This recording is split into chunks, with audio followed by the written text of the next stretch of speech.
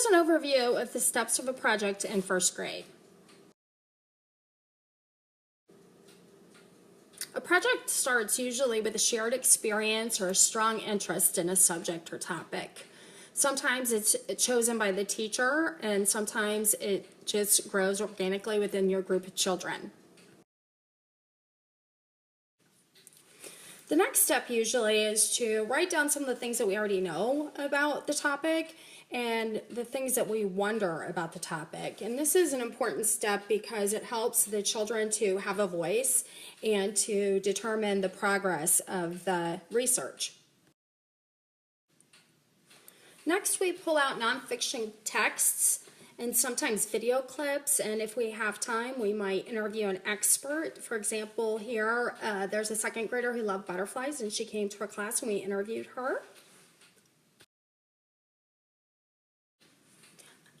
As the children start to take notes, we realize that we need to have a more organized way to have a look at these notes. So we typically come together and come up with some categories that would make sense, and we start recording notes according to those categories. We also usually break into some small groups to do research on particular categories.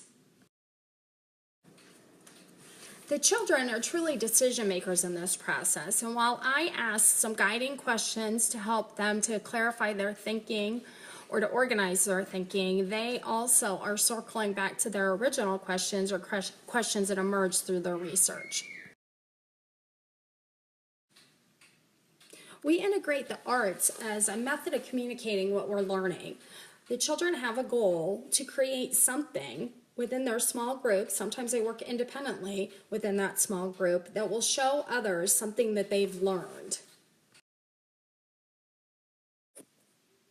The act of planning and creating something to share with an audience gives real purpose to this work, and it also helps children to synthesize their thinking.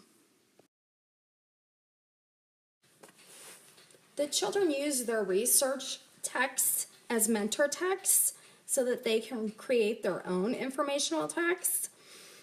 Typically, they like to include some of the text elements we've learned, such as photographs and captions, labels, diagrams, and so forth.